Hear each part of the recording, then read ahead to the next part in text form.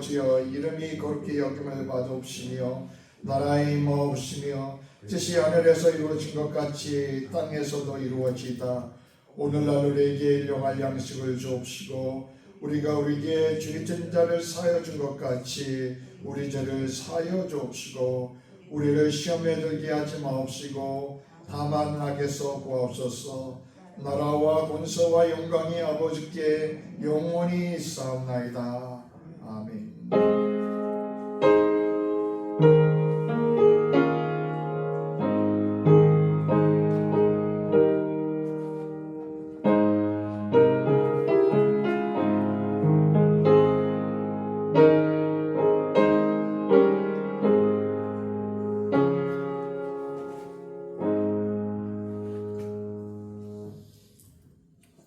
오늘 우리들에게 주시는 하나님 말씀은 시편, 구약의 시편 130편과 신약의 베드로전서 1장 3절부터 9절입니다. 신약 130편 먼저 봉독해 드리겠습니다. 제가 가진 성경은 899페이지입니다. 시편 130편입니다.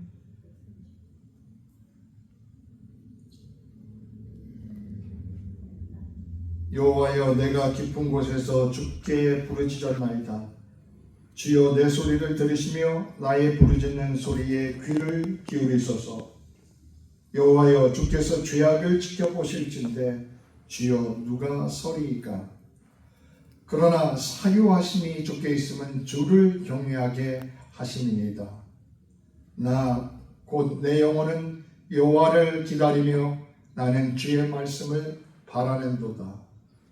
파수꾼이 아침을 기다림보다 내 영혼이 주를 더 기다리나니 참으로 파수꾼이 아침을 기다림보다 더하도다. 이스라엘아, 여호와를 바랄지어다. 여호와께서는 인자하심과 풍성한 속량이 있음이라. 그가 이스라엘을 모든 죄악에서 속량하시리로다. 아멘. 칭찬과 영광과 존귀를 얻게 할 것이라. 예수를 너희가 보지 못하였으나 사랑하는도다. 이제도 보지 못하나 믿고 말할 수 없는 영광스러운 즐거움으로 기뻐하니 믿음의 결국 곧 영혼의 구원을 받으리라. 아멘. 살아계신 하나님의 말씀입니다. C.S. 루이스라는 지금을 세상을 떠난 기독교 작가가 있지요. 그가 세상을 떠났지만 지금도 C.S. 루이스의 책을 많은 사람들이 읽고 믿음의 도움을 받고 있습니다. 루이스가 이런 말을 했습니다. 보화는 길거리에서 쉽게 발견되지 않습니다. 보화는 깊은 곳에 있는 광맥, 금광맥을 찾아가야 얻을 수가 있습니다. 인생의 보화도 마찬가지로 깊은 곳에 있습니다. 그 깊은 곳은 바로 다름 아닌 고난입니다. 역사의 진리와 교훈이 발견된 때도 민족이 고난을 당할 때였습니다.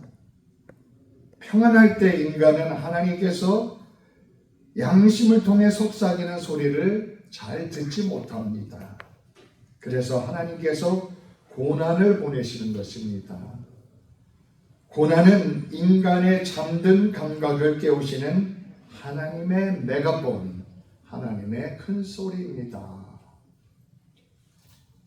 이런 깊은 글을 남겼습니다. 시편 130편에도 시인은 고난의 깊은 곳이라고 표현하고 있습니다. 그리고 그가 고난의 깊은 곳에서 부르짖었다고 이렇게 적고 있습니다. 하나님을 잘 믿고자 했으며 살았습니다. 열심히 살았을 것입니다. 그런데도 그가 고난의 깊은 곳에 빠졌습니다. 깊은 곳이라는 이 말은 구약 성경에서는 혼돈의 바다, 밑바닥이 닿지 않는 끝없이 깊은 바다를 말합니다. 시인은 자기가 당하고 있는 그 고난이 그런 혼돈의 바다 같은 깊은 곳이라고 느꼈습니다. 외로운 바다입니다. 깊은 바다는 모든 것이 없어지고 아무런 도움의 손길이 없는 것처럼 느껴지는 곳입니다. 때로는 하나님조차도 나를 돕지 않는구나 이렇게 느껴지는 곳, 그것이 바로 깊은 곳이 상징하는 곳입니다. 우리가 살다 보면 깊은 곳, depth, 그곳에 빠진 경험들이 다 한 번쯤은 있으실 것입니다. 내 힘으로는 도저히 이겨낼 수 없을 것 같고 죽을 것 같고 아무런 도움이 없는 그러한 깊은 바다입니다. 세상에 살면서 이런 깊은 곳에 빠지고 싶은 사람이 누가 있겠습니까? 인간은 본능적으로 아무도 그런 깊은 곳에 빠지고 싶어 하지 않습니다. 그냥 하나님의 은혜를 받고 그냥 문제없이 무탈하고 평범하게 그냥 안전하게만 살고 싶습니다. 그런데 우리 인생이 그렇습니까? 우리 인생이 우리의 뜻대로 안 될 때가 많습니다. 갑자기 깊은 곳에 빠지게 되고 정신적으로 메말라지고 슬픔이 찾아오고 비참함이 느껴집니다. 너무나도 그 깊은 곳이 힘들어서 때로는 표현할 힘조차도 없어질 때가 있습니다. 시편 기자의 경험이 그랬다는 것입니다. 왜 하나님을 잘 믿고자 했는데 그런 고난의 깊은 곳을 왜 만나는 것입니까? 우리가 인생을 살다 보면 고난은 많은 경우 왜 그런 고난이 오는가 알 수 없는 고난들이 많습니다. 의로 인한 고난도 아닌데 그렇다고 죄로 인한 고난도 아닌데 다가오는 고난 많습니다. 성경에 보면 의로 인한 고난도 있지요. 마태복음 5장 10절에 보면 의를 위해 핍박을 받는 사람은 복이 있나니 저희가 천국이 저희 것임이니라 예수님께서 말씀하셨습니다. 우리 믿는 사람들은 가능한 한 고난을 받으면 의의 고난을 받으려고 힘써야 합니다. 그런데 인생은 의의 고난만 있는 것이 아니라 다양한 고난들이 있습니다. 오늘 신약 본문 베드로전서 1장에도 고난에 대해서 말을 합니다. 2000년 전에도 고난이 있었습니다. 인간의 삶 속의 고난은 똑같은 것입니다. 당시의 기독교회는 지금보다 더 살기 힘들었습니다. 우리가 교회 나간다고 핍박받지 않습니다. 그러나 그때는 예배 드린다고 잡혀가고 매 맞고 심지어는 죽임을 당하는 그런 핍박을 받았습니다. 전해오는 바에 따르면 베드로는 로마에 복음을 전하다가 십자가에 거꾸로 못 박혀 죽었습니다. 이런 상황 속에 쓰여진 베드로전서 1장부터 고난의 이야기가 나옵니다. 그러므로 너희가 여러 가지 시험으로 말미암아 잠시 근심하게 될 수 없으나 시험이 오는 것입니다. 고난이 오는 것입니다. 그러나 잠시 근심하게 된다고 했습니다. 그러나 크게 기뻐하는도다 이렇게 말합니다. 우리보다 훨씬 큰 시련을 당했던 베드로가 또 그리고 야고보와 다른 여러 사도들이 고난 가운데 기뻐한다고 말하는 이유가 도대체 무엇입니까? 세상에서는 발견할 수 없는 그러한 놀라운 그러한 고백입니다. 예수 안 믿는 사람들에게 물어보십시오. 고난당할 때 기뻐하느냐? 그런데 성경에는 고난 가운데 기뻐한다는 이야기가 많이 나옵니다. 왜 그렇습니까? 도대체 왜 고난이 오는지는 알 수 없는데 고난이 너무 싫은데 분명한 것은 그 고난 가운데도 하나님의 손길과 섭리가 있다는 것입니다. 그걸 보고 기뻐하는 것입니다. 내가 깊은 곳에 빠져서 죽을 것만 같은데 거기에 나 혼자가 아니라 그 자리에도 하나님의 손길이 있다는 것입니다. 그 자리에도 하나님의 함께 계시다는 것입니다. 그래서 기뻐할 수 있는 것입니다. 오히려 평범할 때보다도 하나님께서 더 가까이 계시는 곳, 그것이 고난의 자리입니다. 그리고 고난은 빠져나올 수 없는 그러한 동굴이 아닙니다. 고난은 터널입니다. 지금은 깜깜하지만 조금만 지나가면 환한 세상에 나오는 그러한 터널입니다. 그러한 빛과 같은 하나님의 시간, 하나님의 세상을 기다리며 기뻐하라는 것입니다. 오늘 베드로전서 1장에도 보면 너희 믿음에 확실하면 불로 연단하여도 없어질 금보다 귀하여 예수 그리스도께서 나타나실 때 칭찬과 존귀를 얻게 하실 것이라. 고난 속의 섭리 중에 하나는 고난을 통해서 하나님께서 우리를 불로 연단하여도 없어질 금보다 같은 그러한 믿음의 사람으로 우리를 변화시켜 가신다는 것입니다. 고난은 그냥 고난이 아니라 고난은 우리를 변화시켜주는 하나님의 도구가 되기도 한다는 것입니다. 여러분, 금을 보십시오. 어떤 세상에는 금이 정금, 퓨어 골드도 있고 또 퓨어 골드가 아닌 섞여 있는 골드도 있습니다.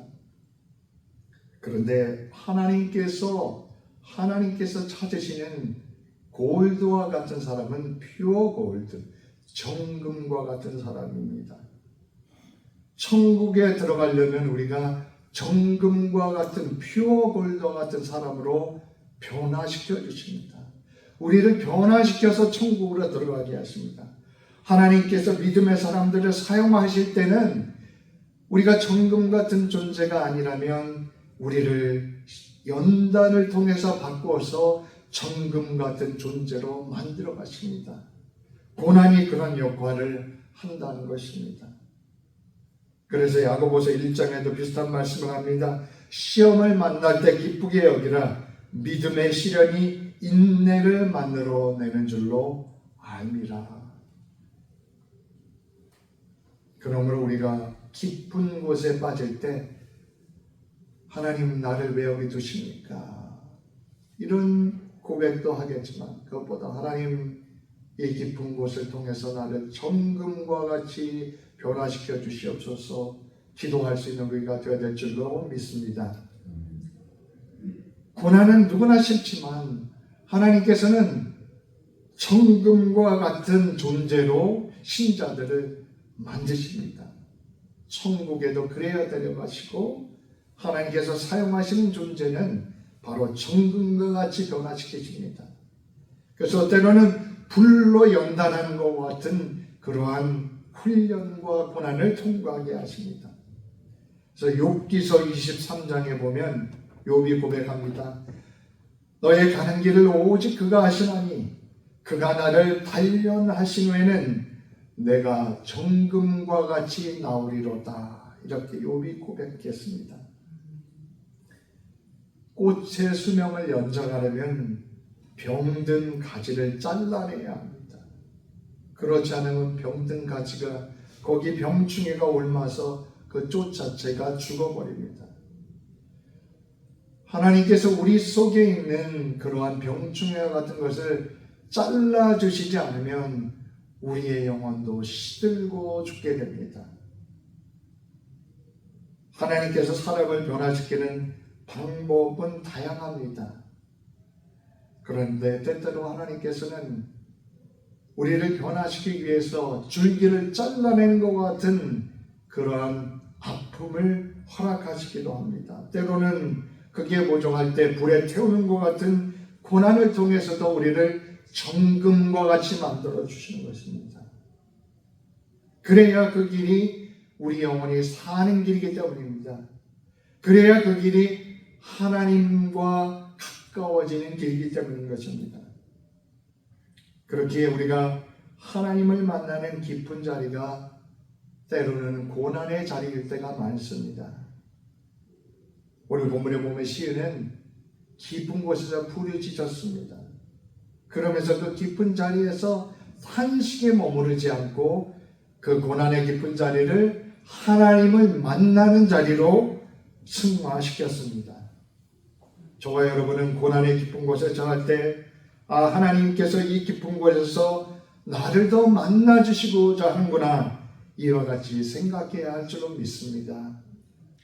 하나님이 나의 고난의 깊은 곳을 미래 축복을 주시기 위해서 이 시간을 주시는구나, 이와 같이 우리가 받아들여야 할 줄로 믿습니다. 시편 130편을 원문 히브리어 성경을 보면 깊은 곳에서라는 말이 처음으로 나옵니다. Out of depth. 이 말부터 시작하는 것이죠. 결국 이 시편의 가장 중요한 그러한 단어는 깊은 곳이라고 할 수 있습니다. 인생을 쉽게 사는 사람이 없습니다. 부자도, 가난한 사람도, 건강한 사람도, 아픈 사람도, 스마트한 사람도, 그렇지 않은 사람도 전부 다 깊은 곳을 한 번쯤은 경험합니다. 그럴 때 우리는 무엇을 해야 합니까? 1절과 2절에 보면 내가 깊은 데서 주께 부르짖었다고 합니다. 깊은 곳에 빠졌을 때는 부르짖을 때입니다. 탄식하고 낙심하는 데서 끝날 때가 아니라 내가 고난의 깊은 곳에 빠졌을 때는 그때야말로 하나님께 더 부르짖고 하나님 앞에 더 나가야 할 때인 것입니다. 그때야말로 하나님께서 더 우리에게 가까이 와 계신 때인 것입니다. 부르짖었다는 말은 한 번 부르짖었다는 게 아니라 계속해서 하나님께 부르짖어 왔다는 얘기인 것입니다. 그 고난이 힘들어서 하나님 앞에 그 고난을 내놓고 하나님 앞에 계속해서 부르짖는 기도를 드렸다는 것입니다. 우리가 깊은 곳에 빠졌을 때 진심으로 하나님을 바라고 부르짖는 것입니다. 우리 고난의 깊은 곳을 기도의 자리로 만들어야 합니다. 한숨의 자리, 절망의 자리가 아니라 그 절망의 자리를 기도의 자리로 만들 수 있는 저와 여러분이 될 수 있으시기를 바랍니다. 마귀는 우리가 깊은 고난에 빠졌을 때 완전히 거기 빠져서 못 나오고 망가지기를 바랍니다. 그러나 주님은 고난의 골짜기에서 우리를 끄집어 올라내고자 하십니다. 그러므로 끝까지 주님께 매달리고 부르짖는 우리의 믿음이 되어야 합니다. 특별히 성도는 고난 가운데서 기도하고 예배하기 위해서 성전을 향합니다. 오늘 시편 130편 자체가 성전에 올라가는 노래라는 시편의 15편이 있는데요. 그 시편 묶음 중에 하나입니다. 이스라엘 백성들은 언덕 위에 예루살렘 성전을 향해서 올라가면서 이 시편을 찬송으로 함께 불렀습니다. 내가 깊은 곳에서 주님 부르짖습니다. 나를 구원하소서. 우리가 깊은 곳에서 부르짖습니다. 우리의 민족을 구원하소서. 함께 이 시편을 가지고 찬송을 드렸던 것이죠.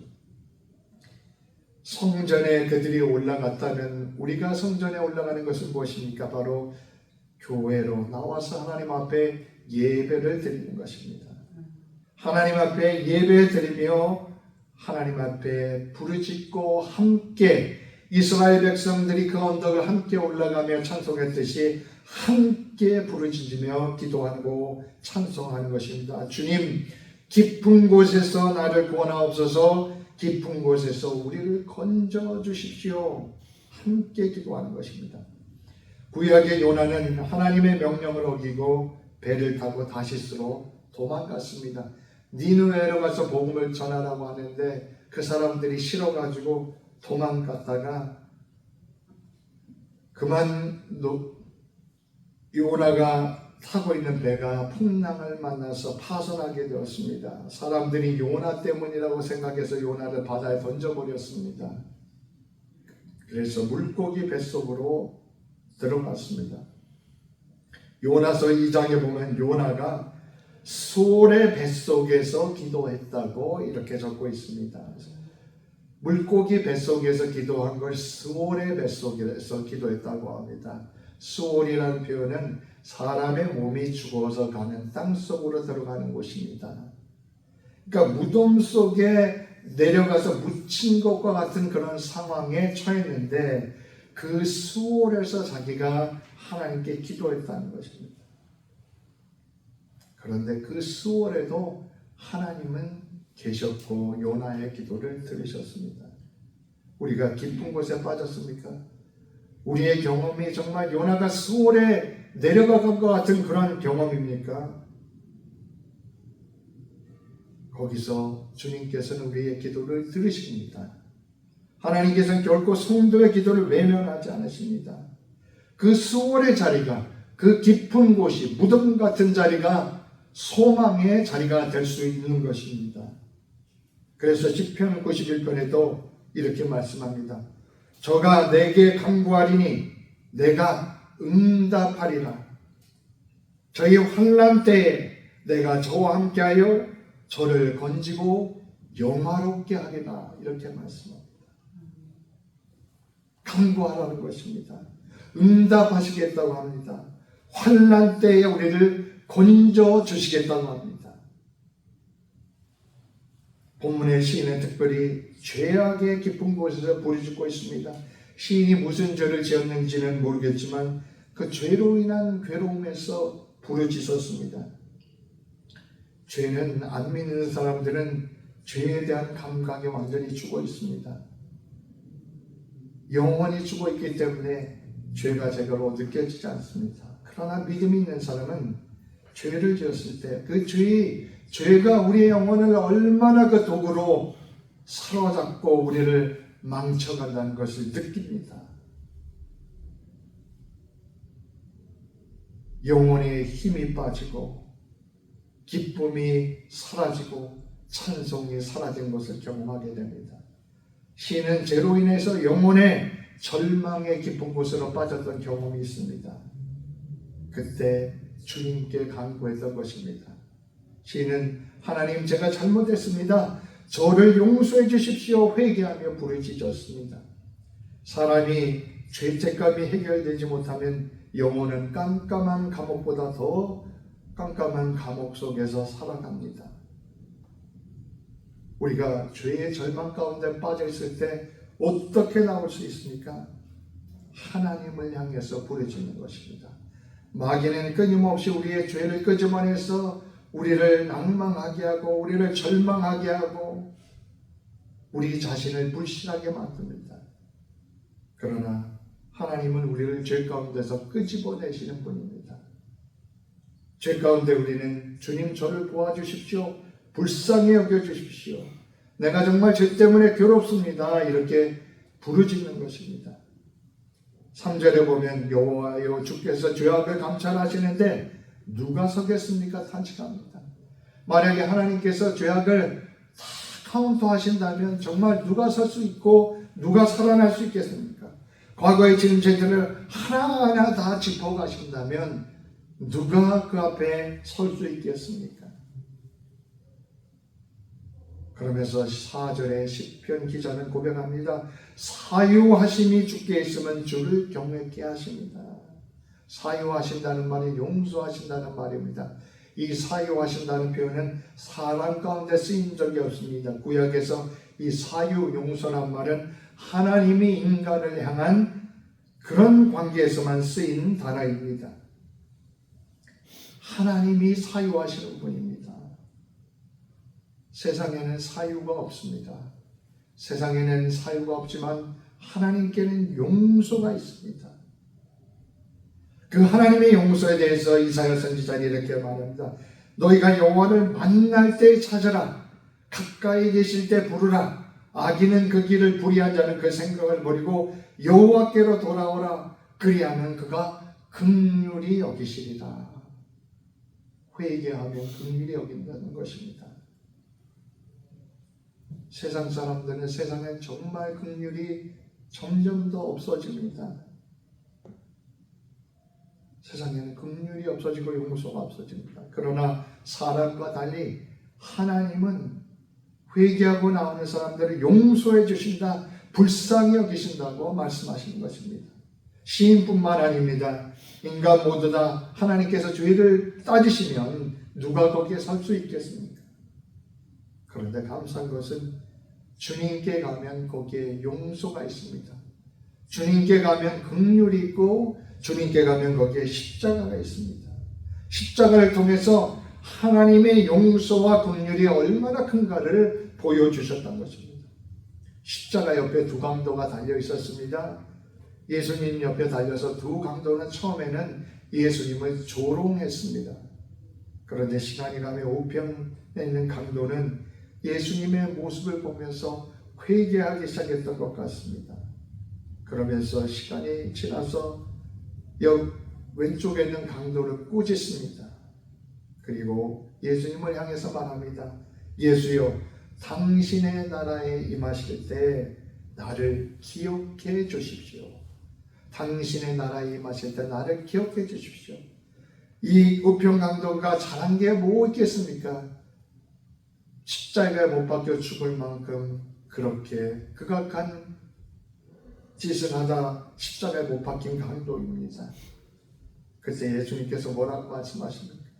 내가 진실로 진실로 너에게 이르노니 오늘 내가 나와 함께 낙원에 이르리라.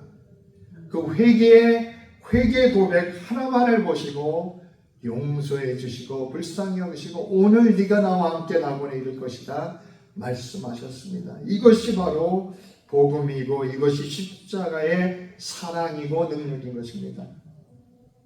미국의 1922년에 태어난 해롤드 휴즈라는 사람이 있습니다. 지금은 세상을 떠난 분인데요. 이 휴즈는 20대 초반에 결혼을 했습니다. 미국 군인으로도 봉사를 했는데요. 근데 이 사람에게는 문제가 있었습니다. 이 술을 마시는 문제가 있었는데 술도 또 너무 마시고 방탕을 해서 알코올 중독자가 되었습니다. 아내가 이 사람의 술을 끊게 해보려고 노력을 했는데 되지를 않았습니다. 성공하지 못했습니다. 알코올 중독자가 되니 일도 제대로 하지 못하고 인생이 망가지기 시작했습니다. 자신도 괴로웠습니다. 내가 이래서는 안 되는데 벗어나야 하는데 죄와 방탕과 알코올 중독에 빠진 자신을 괴로워합니다. 나오려고 했지만 나오지 못했습니다. 그러던 어느 날 휴즈는 이런 생활을 끝내기로 마음의 결심을 합니다. 내가 너무 나도 괴롭게 하고 다른 사람을 괴롭게 하는구나. 그 끝내는 방식은 자기 목숨을 끊는 것이었습니다. 그래서 배트톱에 들어가서 총을 들어서 방아쇠를 당기려고 했습니다. 그 순간 하나의 장면이 떠올랐습니다. 그 장면은 어머니가 자신을 데리고 불러주셨던 찬송가였던 것입니다. Jesus loves me, this I know, for the Bible tells me so. 예수 사랑하시면 거룩하신 말일세. 총을 들어서 쏘려고 했던 그 순간에 어머니의 사랑이 생각이 난 것입니다. 어머니가 가르쳐줬던 예수님을 기억하게 된 것이고 예수님의 사랑을 생각하게 됐던 것입니다. 휴즈는 총을 내려놓습니다. 그리고 마지막으로 하나님께 그래도 기도를 드리고 세상을 떠나야 되겠다 생각을 합니다. 욕실 타일에 무릎을 꿇었습니다. 손을 잡고 기도합니다. 하나님, 저를 용서해 주십시오. 저는 평생 너무 많은 사람들의 마음을 아프게 했습니다. 어머니에게, 아내에게, 자식들에게 많은 상처를 주었습니다. 내가 바로 살아보려고 했지만 실패만 했습니다. 이젠 희망이 없습니다. 그래서 내가 목숨을 끊으려고 합니다. 용서해 주십시오. 그러나 하나님, 제발 내 아내와 내 아이들에게서 나에 대한 기억을 깨끗이 지워 주시기를 부탁합니다. 이런 기도를 하는데 휴즈가 살아왔던 인생의 장면들이 영화처럼 펼쳐졌습니다. 가족들에게 수많은 상처를 준 방탕하던 자신의 모습이 떠올랐습니다. 그 장면을 보며 휴즈는 눈물을 흘리며 회개합니다. 하나님, 내가 잘못했습니다. 몇 시간 동안 통곡하며 회개 기도를 드립니다. 그러다 보니 온몸에 힘이 빠졌습니다. 정신을 차리고 보니 차가운 욕실의 타일에 엎드려 있는 자신을 보게 되었습니다. 그렇게 몇 시간이고 기도를 하고 나니까 이상하게도 휴지의 마음이 그렇게 평온할 수가 없었습니다. 그가 한 번도 평생 경험해보지 못했던 평안이었습니다. 휴지는 하나님의 손길이 자기에게 임하고 있음을 느꼈습니다. 자기의 등에 손을 대고 계신 하나님을 느꼈습니다. 그래서 자살하려고 했던 그 욕실의 타일에 다시 무릎을 꿇고 하나님께 기도합니다. 하나님, 제가 바로 살 수 있도록, 제가 하나님의 뜻을 따라 살고 다른 사람을 돕는 사람으로 살 수 있도록 저를 변화시켜 주시옵소서. 이때가 휴지의 나이가 40대 초반이었습니다. 근 20년을 알코올 중독으로 그렇게 세월을 보냈습니다. 그러나 40대 초반에 그는 회개하고 조금씩 삶이 변화되기 시작했습니다. 그 술도 끊어버리고 열심히 교회 생활하고 열심히 다른 사람을 도우며 사회봉사하며 살았습니다. 주일이면 늘 하나님을 예배하고 기도하면서 살았습니다. 그러다 보니까 그의 삶이 점점 변화되기 시작했습니다. 알코올 중독에 어려움을 겪고 있는 사람들 가서 도왔습니다. 그의 삶이 점점 변화되고 사람들에게 그의 사랑이 알려지게 되었습니다. 그러다 8년의 세월이 지났을 때 49살에 휴즈는 아이오와 주의 3대 주지사가 되었습니다. 주지사를 마친 후에는 상원의원 세너터가 되었고 상원 의장까지 되었습니다. 방탕한 알코올 중독자, 총으로 자살하려고 했던 그가 상원 의장이 되었던 것입니다. 이게 하나님의 역사입니다. 휴즈는 정치에서 은퇴한 후 알코올 중독과 싸우는 재단을 만들었습니다. 휴즈의 노력으로 인해서 알코올 및 약물, 드러그 어뷰스에 대한 사회적 인식이 높아졌고 많은 정책들이 세워졌습니다. 휴즈는 마지막까지 하나님께 헌신하면서 사회와 가족과 교회에 유익을 끼치며 생을 살아갔습니다. 휴즈를 깊은 곳에서 건져내신 하나님이 우리 하나님이십니다. 우리가 회개할 때, 부르짖을 때 우리를 깊은 곳에서 건지셔서 우리를 정금같이 만들어 주시는 분이십니다. 시편 130편 5절에 보면 내 영혼은 여호와를 기다리며 주의 말씀을 바라는도다.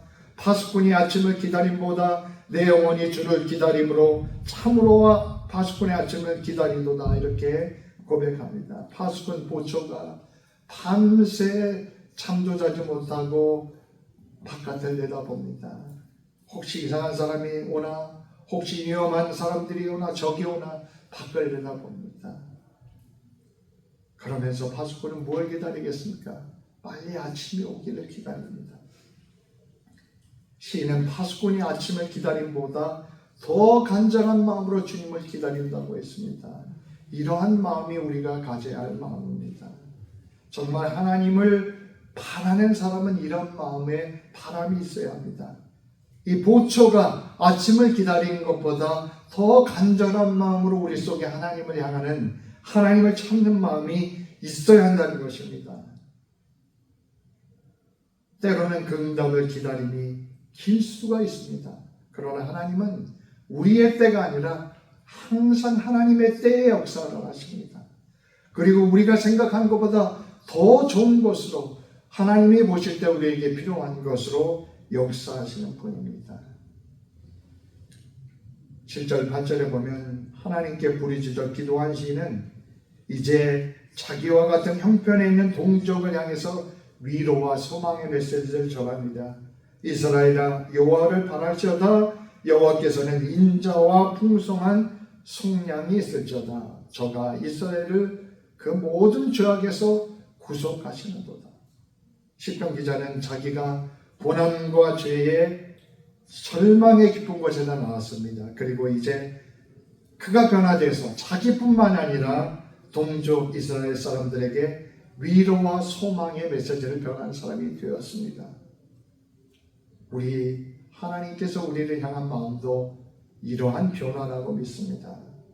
옛날에는 정말 온통 불순물이 가득한 그러한 돌덩어리 같은 존재였지만 우리를 변화시키셔서 퓨어 골드, 정금으로 만들어 주셔서 다른 사람에게 소망과 위로의 메시지를 전하는 사람으로 사용하고자 하시는 것이 하나님의 뜻인 줄로 믿습니다. 휴주의 하나님이 우리 하나님이고 요나의 하나님이 우리의 하나님이고 시인의 하나님이 우리의 하나님이십니다. 여러분 깊은 곳에 빠지셨습니까? 그 자리가 기도의 자리가 되게 하시죠. 그곳에서 주님께서 우리의 기도를 듣고 계시기 때문입니다. 기도하겠습니다. 하나님, 우리가 고난의 깊은 곳에 처했을 때 하나님께서 그 깊은 곳에 더 가까이 하고 계심을 볼 수 있는 눈을 열어 주시옵소서. 물고기 뱃속에 빠진 요나에게 함께 하셨고 깊은 곳에서 부르짖는 시인에게 함께 하셨습니다. 하나님, 저에게 믿음의 눈을 열어 주시옵소서.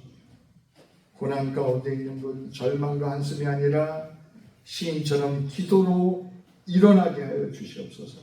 정금같이 변화시켜 가시는 하나님의 섭리와 사랑을 볼 수 있는 우리의 믿음이 되게 하옵소서. 예수님 이름으로 기도드립니다. 아멘.